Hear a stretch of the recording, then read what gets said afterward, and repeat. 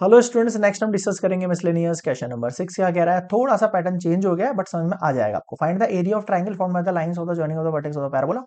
X square पे touch है, इसका मतलब ऐसा होना चाहिए पैराबोला। तो पैराबोला के जो वर्टिसेस हैं उन पे टच होता हुआ एंड लेटस लेटस रेक्टम पे टच होता हुआ जो ट्रायंगल बनेगा, तो लेटस रेक्टम ऐसा हो जाएगा आपके पास।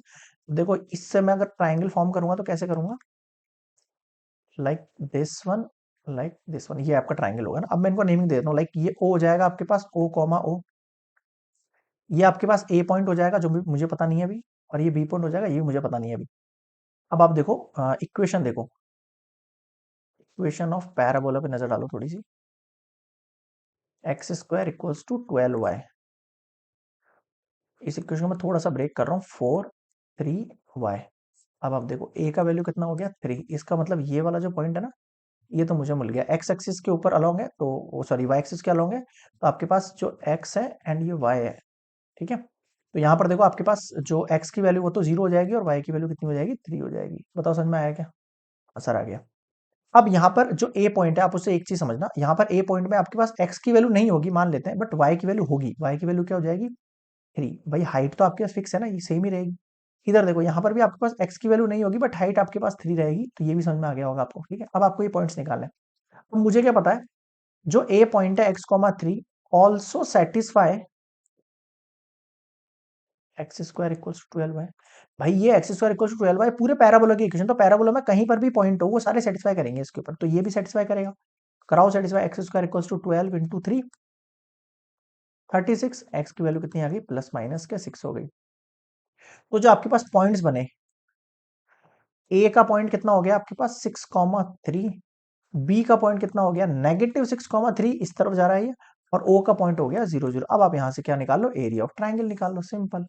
क्या होता है बताओ, एरिया ऑफ ट्राइंगल आपके पास half mod x1 y2 minus y3 plus x2 y3 minus y1 plus x3 y1 minus y2 mode.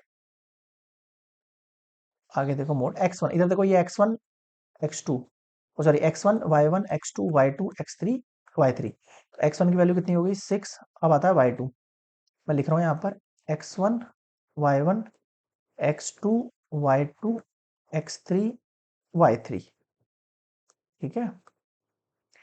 चलिए x1 की वैल्यू ले ली आपने, फिर आने आपको y2 की वैल्यू लेनी है। y2 की वैल्यू कितनी है 3 माइनस y3 की वैल्यू कितनी है 0, प्लस x2 की वैल्यू कितनी है आपके पास -6, और y3 की वैल्यू कितनी है आपके पास 0 माइनस y1 की वैल्यू कितनी है 3, प्लस x3 की वैल्यू कितनी है हमारे पास 0, y1 की वैल्यू कितनी है आपके पास 3, y2 की वैल्यू कितनी है 3।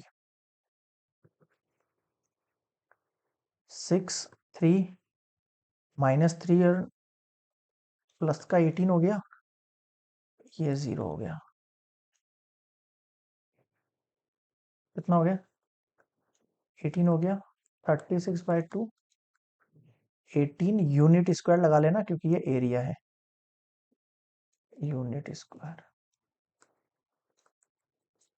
तो फाइनली हमने देखा जो आपके पास एरिया ऑफ ट्राइंगल बन रहा है, क्या बन रहा है, हैंस